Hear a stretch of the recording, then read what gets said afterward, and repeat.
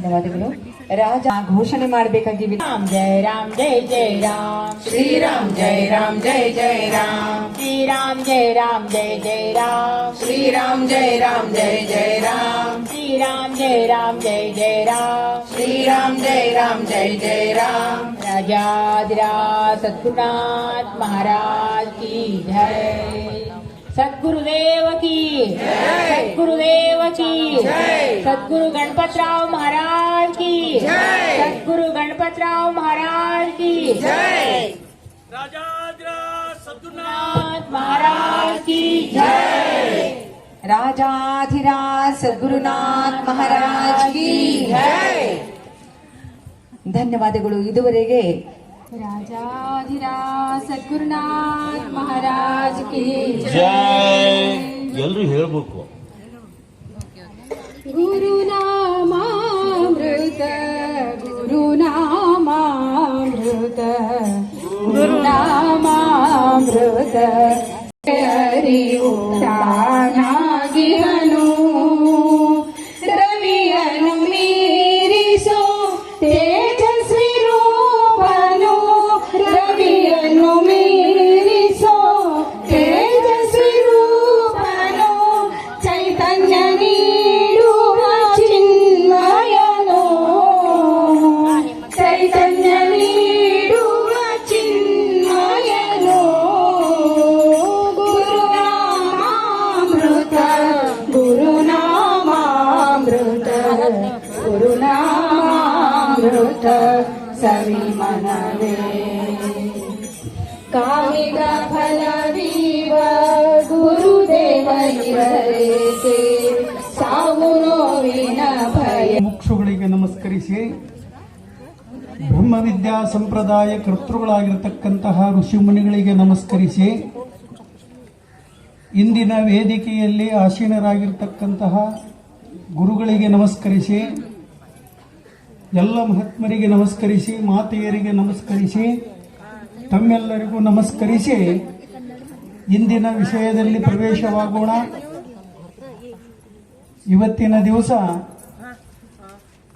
ಗುರುವಿನ ಮಹಿಮೆಯನ್ನ ಕುರಿತು ಹೇಳಬೇಕು ಅಂತಕ್ಕಂಥ ವಿಚಾರವನ್ನ ಮಾಡಿದಾಗ ಮಡಿಕೆಯ ಮಾಡಲು ಮಣ್ಣೆ ಮೊದಲು, ತೊಡಿಗೆಯ ಮಾಡಲು ಹೊನ್ನೆ ಮೊದಲು, ಶಿವಪಥ ಅರಿಯೊಡೆ ಗುರುಪಥವೇ ಮೊದಲು ಅಂತ. ದ್ವೈತವಾದಿಗಳಾಗಲಿ ಅದ್ವೈತವಾದಿಗಳಾಗಲಿ ವಿಶೇಷಾದ್ವೈತಗಳಾಗಲಿ ಪ್ರತಿಯೊಬ್ಬರೂ ಕೂಡ ಒಂದು ಗುರುವಿನ ಆರಾಧನೆಯನ್ನು ಮಾಡಿದಾಗ ಮಾತ್ರ ಮೋಕ್ಷ ಆಗ್ತದೆ ಅಂದರೆ ಇಲ್ಲ ಅಂದರೆ ಇಲ್ಲ ಅಂತಕ್ಕಂಥದ್ದು ಬರ್ತದೆ. 200 ವರ್ಷಗಳ ಹಿಂದೆ ಚಿದಾನಂದ ಅವಧೂತರು ಅಂತಕ್ಕಂಥವ್ರು ಆಗಿರುವುದು. ದೇವಿ ಮಹಾತ್ಮೆಯಲ್ಲಿ ಈ ಮಾತನ್ನು ಅವರು ಹೇಳ್ತಾರೆ, ಆತನ ನಿಜ ಶಿಷ್ಯನಾನರೆ ಪಾತಕಂಗಳು ಪರಿದು ಸರ್ವವು. ಜನ್ಮ ಜನ್ಮಾಂತರದಲ್ಲಿ ಮಾಡಿರ್ತಕ್ಕಂಥ ಪಾಪಗಳೆಲ್ಲ ಭಸ್ಮವಾಗಬೇಕಾದರೆ ಒಂದು ಗುರುವಿನ ಉಪದೇಶವನ್ನು ಪಡೆದಾಗ ಸಾಧ್ಯ ಆಗ್ತದೆ ಅಂತಕ್ಕಂಥದ್ದು ಹೇಳ್ತಾರೆ. ಇನ್ನೊಂದು ಕಡೆ ಗುರು ಕರುಣೆ ಹೊಂದುವುದು 4,75,000 ಕೃತಿಗಳನ್ನು ರಚನೆ ಮಾಡಿರ್ತಕ್ಕಂಥ ಪುರಂದರದಾಸರು ಹೇಳ್ತಾರೆ, ಗುರು ಕರುಣೆ ಅಂತಕ್ಕಂಥದ್ದು ಹೊಂದಬೇಕಾದರೆ ಪರಮ ದುರ್ಲಭವಯ್ಯ, ಪರಿಪರಿಯ ವ್ರತಗಳ ಆಚರಿಸಿದರೆ ಫಲವೇನು ಅಂತ. ಅನೇಕ ವ್ರತಗಳನ್ನು ಮಾಡಿದರೂ ಸಹಿತವಾಗಿ ಅವು ನೀರಿನಲ್ಲಿ ಹೋಮ ಮಾಡದಂಗೆ ಆಗ್ತದೆ ಅಂತ ಹೇಳ್ತಾರೆ. ಒಂದು ಗುರುಕರುಣೆಯನ್ನು ಪಡೆದಿರತಕ್ಕಂಥವರು ಯಾರು ಅಂತಂದರೆ ವಾಲ್ಮೀಕಿ ಅಂತಕ್ಕಂಥದ್ದು ವಿಷಯ ಬರ್ತದೆ. ಮೊದಲಾಗಿ ಏನೇನೇನೇನೋ ಮಾಡಿಬಿಟ್ಟಿದ್ರು, ಅದು ಎಲ್ಲ ಬೇಡ, ಅದು ಕಥೆಗಳನ್ನು ಹೇಳ್ಕೊಂತ ಹೋಗಿಬಿಟ್ರೆ ಬೇಡ. ಒಂದು ಸಾರೆ ಗುರುವಿನ ದರ್ಶನ ಆಗ್ತದೆ ಅವರಿಗೆ. 8 ದಿವಸದಿಂದ ಊಟ ಮಾಡಿದ್ದಿಲ್ಲ, ಏನಾದರೂ ಅವ್ರ ಕಡೆ ವಸೂಲಿ ಮಾಡ್ಕೊಂಡು ಹೋಗಿ ಬಂದುಬಿಡಬೇಕು ಅಂತ ಬಂದಿದ್ದ. ನಾರದರ ಒಂದು ದರ್ಶನ ಆಗ್ತದೆ ಅವರಿಗೆ. ಆ ನಾರದರ ದರ್ಶನ ಆದ ಕೂಡಲೇ ಏನಾಗ್ತದಂತಂದರೆ ಮಹಾತ್ಮರ ದರ್ಶನದಿಂದ ಜನ್ಮ ಜನ್ಮಾಂತರದಲ್ಲಿ ಮಾಡಿರ್ತಕ್ಕಂಥ ಪಾಪಗಳೆಲ್ಲ ತಾನ ಭಸ್ಮ ಆಗಿಬಿಡ್ತಾವೆ. ಆಗಲ್ಲಿ ಒಬ್ಬರು ಮಹಾತ್ಮರು ಹೇಳಿದರು, ಪಾಪ ಪುಣ್ಯ ಕರೋನಿ ಜನ್ಮ ಏತೋ ಪ್ರಾಣಿ ನರದೇಹ ಏವೋನಿ ಹಾನಿ ಕೇಳಿ. ಹಿಂಗೆ ಪಾಪ ಪುಣ್ಯಗಳ ಸಂಸ್ಕಾರದಿಂದ ಏನಾಗ್ತದಂದರೆ ಮನುಷ್ಯ ಜನ್ಮ ಬಂದದ. ಅನೇಕ ಪಾಪ ಕಾರ್ಯಗಳನ್ನು ಮಾಡ್ಕೊತ ಹೋಗಿದ್ದರು.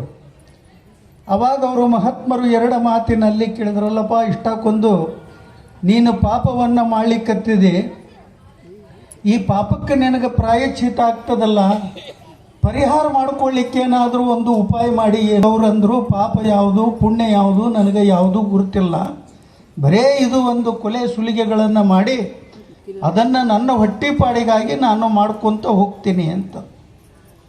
ಅಲ್ಲಪ್ಪ, ಈ ಪಾಪದೊಳಗೆ ಯಾರಾದರೂ ಒಂದು ಪಾಲು ತಗೊಂತಾರೆ ಏನು ಅಂತ ಕೇಳಿದ. ನಮ್ಮಪ್ಪ ನಮ್ಮವ್ವ ಅದಾಳ, ನನ್ನ ಹೆಂಡತಿ ಅದಾಳ, ನನ್ನ ಮಕ್ಕಳು ಅದಾರ ಅಂತ. ಅವರು ಹೋಗಿ ಕೇಳ್ಕೊಂಬ ಅಂತ ಕೇಳಿ ಮನೆಗೆ ಹೋದ. ತಂದೆ ತಾಯಿಗಳಿಗೆ ಕೇಳ್ದ, ಮತ್ತೆ ಪಾಪ ಅಂತ ಒಂದು ಐತೇನಂತ ಕೇಳ್ದ. ಐತಲ್ಲ ಅಂತ. ಮತ್ತೆ ನಾ ಮಾಡೋದು ಪಾಪ ಐತೇನು ಅಂತಂದ. ಪಾಪ ಐತಲ್ಲ. ಮತ್ತು ಇದ್ರೊಳಗೆ ನೀವು ಭಾಗಿ ತಗೊಂತೀರೇನು ಅಂತಂದ. ತಗೊಳಕ್ಕೆ ಬರಗಿಲ್ಲದು ಅಂತ.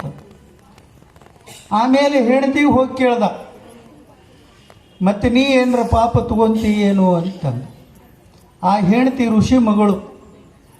ಯಾಕೆಂದರೆ ವಾಲ್ಮೀಕಿಯವರ ಹೆಸರು ಪ್ರಾಚೇತಿಸ ಅಂತಕ್ಕಂಥದ್ದಿತ್ತು. ಆ ಹೆಂಡತಿ ಹೇಳಿದ್ಲು, ನಮ್ಮಪ್ಪ ಪ್ರವಚನ ಮಾಡುವಾಗ ಗಂಡ ಮಾಡಿದಂಥ ಅರ್ಧ ಪುಣ್ಯ ಹೆಂಡತಿಗೆ ಬರ್ತದ, ಹೆಂಡತಿ ಮಾಡಿರ್ತಕ್ಕಂಥ ಅರ್ಧ ಪಾಪ ಗಂಡಿಗೆ ಬರುತ್ತ ಅಂತ ವೇದದೊಳಗೆ ಹಿಂಗೆ ಹೇಳಿದ ಅಂತ ನಮ್ಮಪ್ಪ ಹೇಳ್ಯಾನ ಅಂತ. ಹಂಗಾರೆ ನೀವು ತಗೊಳಕ್ಕೆ ಬರಾಗಿಲ್ಲೇನು ಅಂದ. ತಗೊಳಕ್ಕೆ ಬರಾಗಿಲ್ಲ ಅಂತ. ಮಕ್ಕಳಿಗೆ ಕರೆದ, ಅಲ್ಲಪ್ಪ ನಮ್ಮ ಪಾಪದೊಳಗೆ ನೀವೇನರ ಭಾಗಿಗಳದಿರಿ ಏನು ಅಂತ ಕೇಳ್ದ. ಅವ್ರು ಅಂದರು, ನಿನಗೆ ಪಾಪ ಮಾಡು ಅಂತ ಹೇಳಿದವ್ರು ಯಾರು? ನೀನು ಪುಣ್ಯ ಮಾಡಿದ್ರೆ ನಮಗೆ ಬರ್ತದೆ, ನಿನ್ನ ಪಾಪ ತಗೊಂಡು ನಾವೇನು ಮಾಡಬೇಕು ಅಂತ. ಅಷ್ಟಕ್ಕೆ ಅವರಿಗೆ ಜ್ಞಾನ ಉದಯ ಆಯಿತು. ಆ ಗುರುಗಳಾಗಿರ್ತಕ್ಕಂಥ ನಾರದರಲ್ಲಿ ಹೋಗಿ ಕೇಳ್ತಾರವರು, ನೀವು ಹೇಳ್ತಕ್ಕಂಥ ಮಾತು ಸತ್ಯದ, ಇಷ್ಟು ದಿವಸ ಪಾಪ ಕಾರ್ಯವನ್ನೇ ನಾನು ಮಾಡ್ಕೊಂತ ಬಂದೆ, ಇದಕ್ಕೆ ಪ್ರಾಯಶ್ಚಿತ ಏನು ಮಾಡಬೇಕು ಅಂತಂದು. ರಾಮನಾಮ ಜಪ ಮಾಡು ಅಂತಂದು. ಅವರಿಗೆ ರಾಮ ಸಹಿತ ಅಲ್ಲಿಗೆ ಬರ್ತಿದ್ದಿಲ್ಲ. ಮಹಾತ್ಮರ ಸಂಘದಿಂದ ಏನಾಗ್ತದೆ, ಗುರುವಿನ ಆಶೀರ್ವಾದದಿಂದ ಏನಾಗ್ತದೆ ಅಂತಂದರೆ ಅವರು ತಪಸ್ಸೆ ಕೂತು ಬಿಟ್ರು. ಎಷ್ಟೋ ವರ್ಷ ತಪಸ್ಸಾತು. ರಾಮ ರಾಮ ರಾಮ ಒಂದು ಗುರು ಮಂತ್ರವನ್ನು ಕೊಟ್ಟಿದ್ದ. ಯಾಕೆಂದರೆ ಪ್ರತಿಯೊಂದು ದೇಹದಲ್ಲಿ 8 ಲೀಟರ್ ಅಗತಿರ್ತದೆ. ಅದು ಎಲ್ಲ ಪಾಪಪೂರಿತವಾಗಿರ್ತಕ್ಕಂಥದ್ದಿರ್ತದೆ. ಅದು ಗುರುವಿನ ಒಂದು ಉಪದೇಶದಿಂದ ಏನಾಗ್ತದಂದರೆ ಮಾಂಸಮಯ ಶರೀರ ಹೋಗಿ ಮಂತ್ರಮಯ ಆಗ್ತದೆ. ಅವಾಗ ಎಷ್ಟೋ ವರ್ಷ ಅದರ ಮೇಲೆ ಒಂದು ಹುತ್ತು ಬೆಳೀತು. ಅದರ ಮೇಲೆ ಏನಾಯಿತು ಅಂದರೆ ಒಂದು ಸರ್ತೆ ತ್ರಿಲೋಕ ಸಂಚಾರಿಗಳಾಗಿರ್ತಕ್ಕಂಥ ನಾರದರು ಹೋಗ್ತಿದ್ರು.